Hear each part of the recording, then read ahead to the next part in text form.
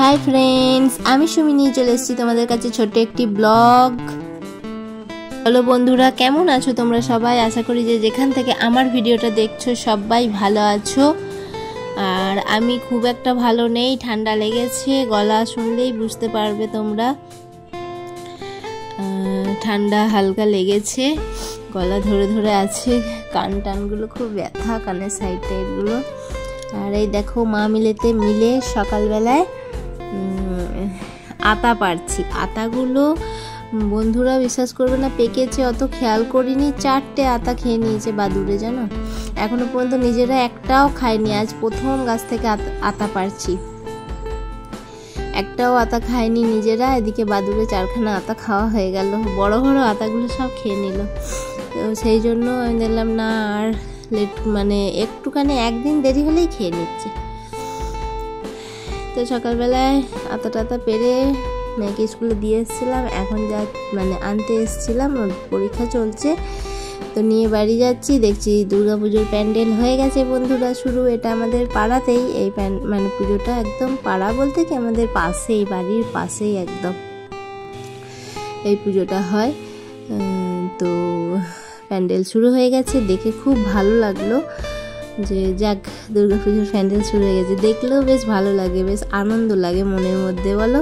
এইসব জিনিসগুলো যদি বাড়ির পাশে দেখতে থাকি তখন বেশ পুজো পুজো একটা ফিল হয়। আর আজকে বন্ধুরা বানাবো আমি 2টো ডিম দিয়ে 10টা লোকের খাবার। হ্যাঁ বন্ধুরা, মাত্র 2টো ডিম দিয়ে তুমি মানে দুপুরে 10টা লোক না হলেও পরিবারে যতজন আছে দুপুরের একবেলার খাবার অনায়াসে হয়ে যাবে।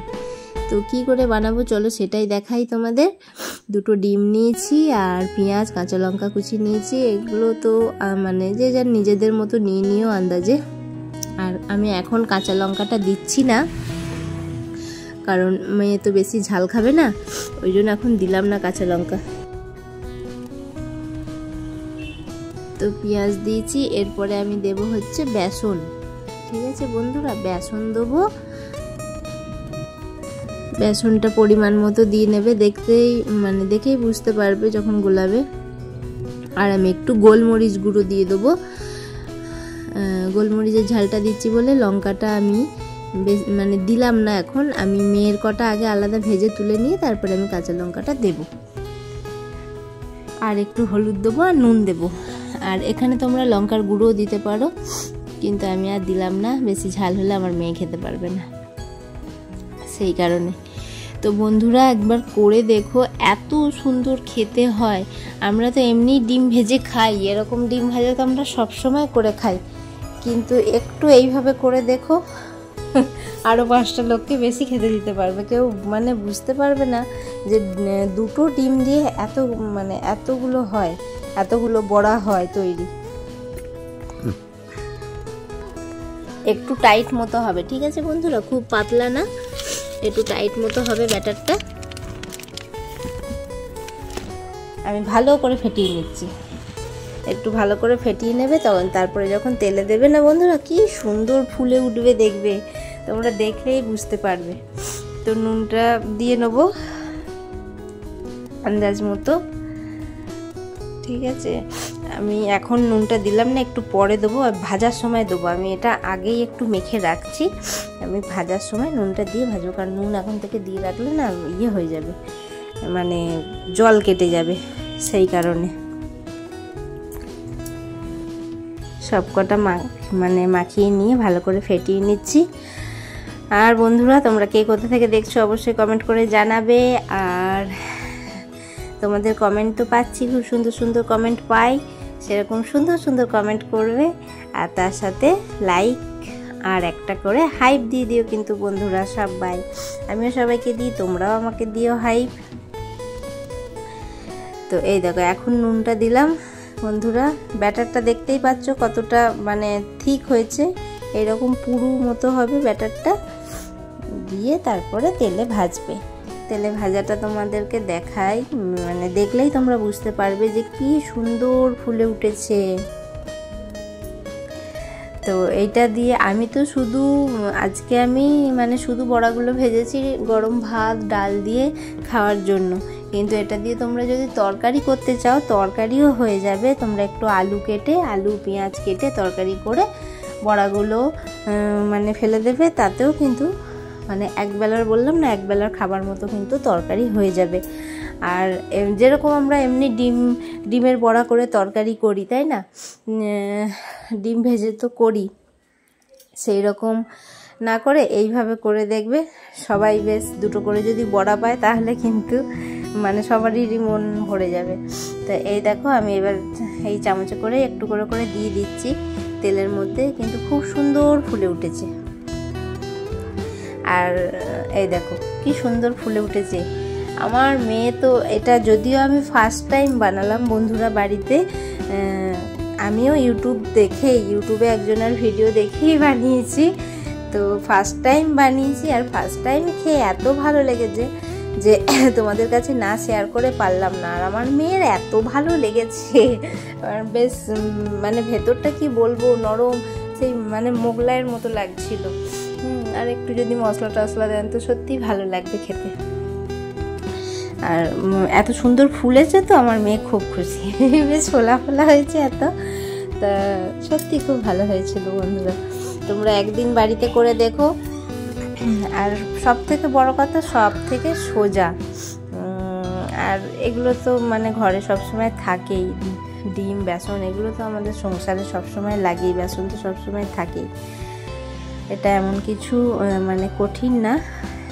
একদিন এইভাবে করে খেয়ে দেখো, অবশ্যই ভালো লাগবে তোমাদের, আশা করি।